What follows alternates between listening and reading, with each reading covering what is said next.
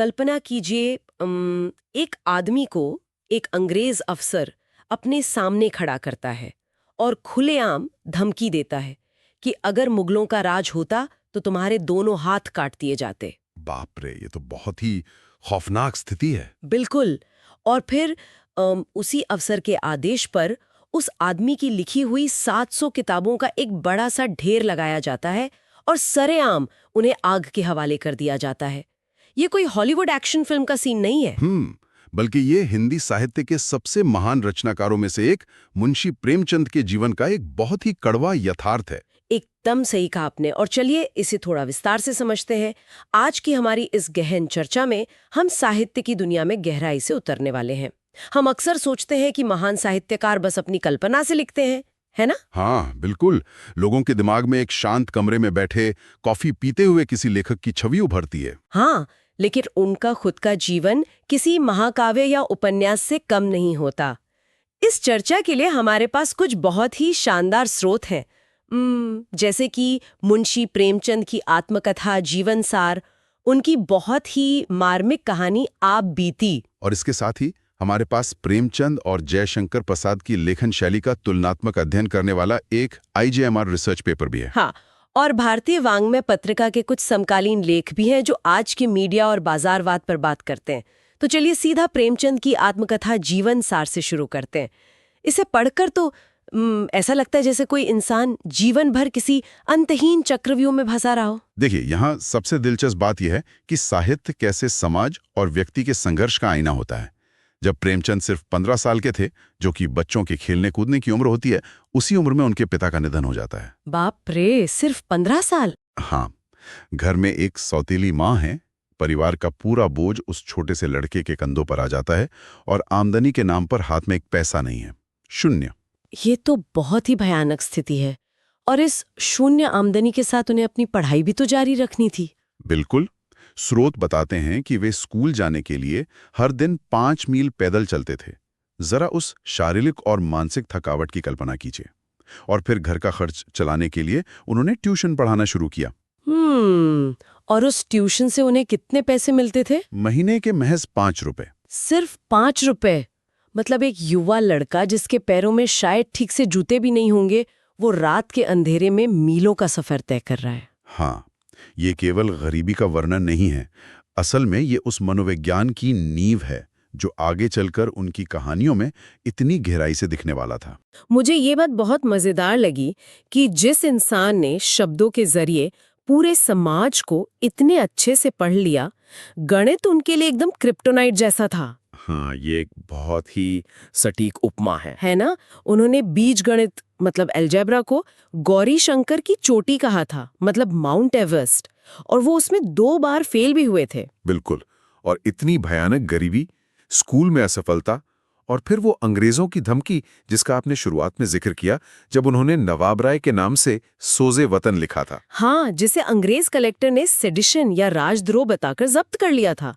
तो इतने सारे संघर्षों ने और सरकारी धमकियों ने उनके साहित्यिक दृष्टिकोण को कैसे आकार दिया? देखिए, जब आप सीधे तौर पर ब्रिटिश हुकूमत के खिलाफ नहीं लिख सकते, तो आप क्या करते हैं?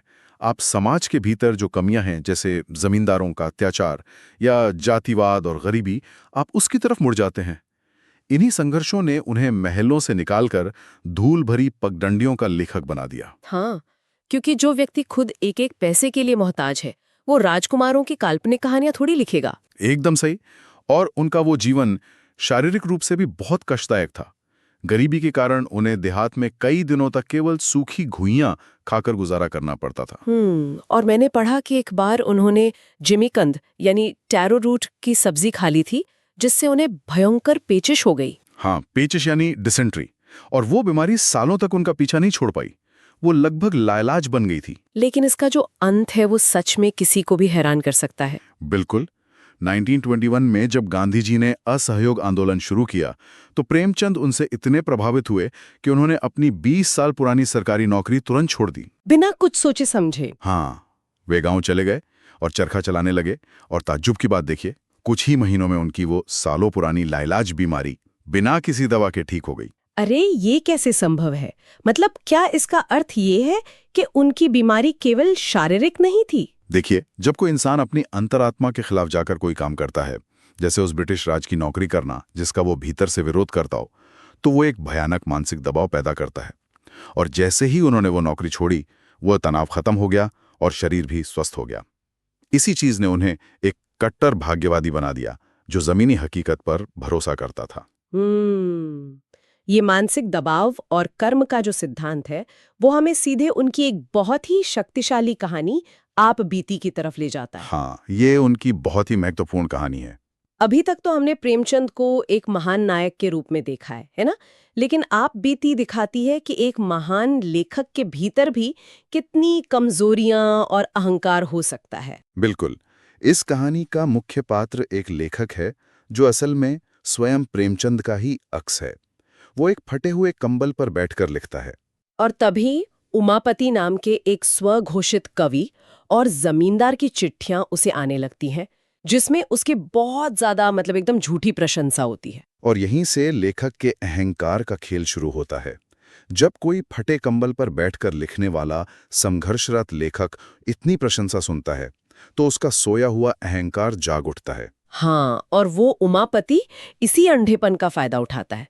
वो लेखक के घर आता है और एक पूरी तरह से मनगढ़ंत कहानी सुनाता है कि ट्रेन में उसका कोट चोरी हो गया है जिसमें 50 रुपए थे। और सिर्फ इतना ही नहीं, वो विदाई और यात्रा के नाम पर 25 रुपए और मांग लेता है। कुल 75 रुपए। यहाँ कहानी में एक बहुत बड़ा ट्विस्ट है। लेखक की पत्नी स्पष्ट चेतावनी देती है कि ये आदमी ठग है, लेकिन लेखक अपनी मर्यादा और अहंकार के चक्कर में पत्नी की बात नहीं सुनता और उसे पैसे दे देता है। अगर हम इसे व्यापक संदर्भ में देखें तो ये सिर्फ ठगी की कहानी नहीं है, ये मनुष्य की कथनी और करनी के अंतर की कहानी है। लेखक बड़े आदर्शों पर लिखता है, लेकिन असल जिंदगी में वो झूठी शान का गुलाम है। बिल्कुल। और धोखा खाने के बाद वो इतना कठोर हो जाता है कि अपनी प्रेस में काम करने वाले बिहार के एक सचमुच बीमार लड़के को, जो कि एक कंपोजिटर है, उसे घर जाने के लिए 15 रुपए उधार देने से मना कर देता है। हाँ, क्योंकि उसे लगता है कि जब एक अमीर जमींदार धोखा दे सकता है तो ये गरीब लड़का पैसे कैसे लौटाएगा। लेकिन तभी पृथ्वीनाथ नाम का एक साधारण क्लर्क उस लड़के की मदद करता है, और सबसे बड़ी बात, वो गरीब लड़का पैसे लौटा भी देता है। और ये घटना लेखक को आत्मग्लानि से भर देती है। वो इस धोखे पर एक पत्रिका में लेख लिखता है। हाँ, और वो लेख पढ़कर उमापति 75 रुपए का मनी ऑर्डर वापस भेजता है, जिसके कूपन पर सिर्फ एक शब्द लिखा होता है, क्षमा। लेकिन यहाँ कहानी का असली क्लाइमैक्स आता है। हाँ, यहाँ कहानी पूरी तरह पलट जाती है। पत्नी असली हीरो बनकर उभरती है। वो उस पैसे को छूने से मना कर देती है। बिल्कुल। वो लेखक को फटकारती है कि चंद रुपयों के लिए किसी मजबूर इंसान को समाज में सरेआम बेइज्जत करना कोई महानता नहीं है। असली इंसानियत उस अनपढ़ पत्नी और साधारण क्लर्क में थी, उस अहंकारी लेखक में नहीं। ये बहुत ही गहरी बात है। और मुझे लगता है आप बीती जैसी कहानियों की सफलता का रहस्य उनकी इस जमीनी कहानी के साथ साथ उनकी भाषा में भी छिपा है। हाँ, भाषा बहुत बड़ा माध्यम है। हमारे पास जो IGMR का शोध पत्र है, वो प्रेमचंद की शैली की तुलना उनके समकालीन जयशंकर प्रसाद से करता है। बिल्कुल। और बताता है कि प्रेमचंद ने किसान मजदूरों की भाषा का इस्तेमाल किया। बिल्कुल। उन्होंने उर्दू और ग्रामीण शब्दों का इतना सटीक प्रयोग किया, जैसे जुर्माना की जगह जरीमाना लिखना, ताकि पात्रों की अशिक्षा और उनकी पृष्ठभूमि एकदम वास्तविक लगे।